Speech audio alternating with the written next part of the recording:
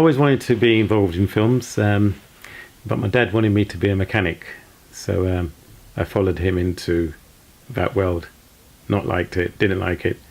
And have you ever heard of anybody getting sacked by their own dad? Well, that's what happened to me. So we was at each other's throats all the time because I wanted to get into the media world, film, and it's only when I got chucked out of the house that I ended up getting into the film industry. 14 years old. I'm an artist. I write, direct, produce, and I think once it's in your blood and you're creative, you can only follow that route. Have you produced similar types of movies with quite sort of strong subject lines?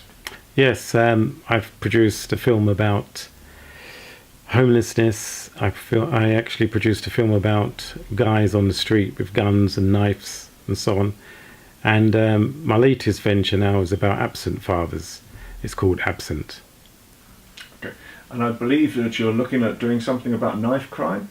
Yes, we're hoping to do a knife crime film, basically called Stop, Look at Yourself. The way we're hoping to shoot this is kind of like the deed is done, and then we go back to the beginning, and just to show where the kid can actually stand a chance of not doing what he's going to do. But we're going to start off with the child, whoever done the murder or the stabbing, in prison, and then looking back on their kind of like history, and looking back to why did I do it in the first place.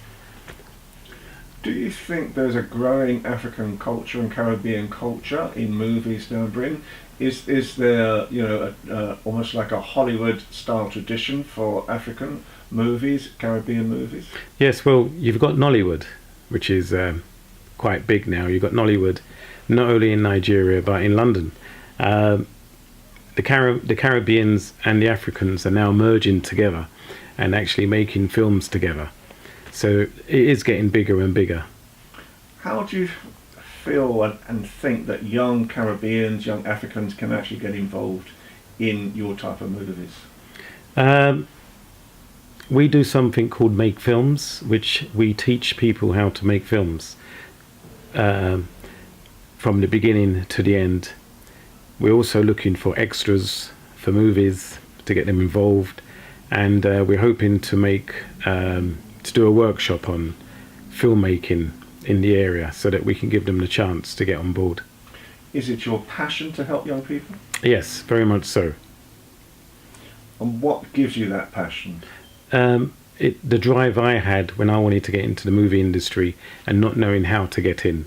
Didn't have no contacts, didn't know no one, but I was lucky that I met someone called Barry Navadi, who ended up producing a film called The Merchant of Venice, and he was my mentor. Couldn't get into film school because I didn't have £3,000 a term, didn't have the money, so someone gave me the chance, and I like to give somebody out there the chance to get involved. Do you see it as a good career for young people? Yes, I do see it as a good career because there's a lot of people who are not academic and they're artists.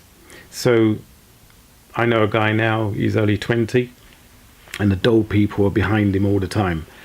He's an artist, but of course he's got to do what they tell him to do. So I think that the government should give creative people a chance to actually be creative or to work within a creative environment. Do you think it gives a release doing movies, appearing on television? Do you think it gives people a release from the pressures that they face today? Yes, definitely. There's a lot of kids out there, again, who have no fathers, some have got no mothers, some are adopted. So music, film is the only medium they can actually escape into. They see it as a way of escape. I mean, I'm a comic reader, I collect comics, and that's how I escape. So the film industry would give a kid or somebody out there who needs to escape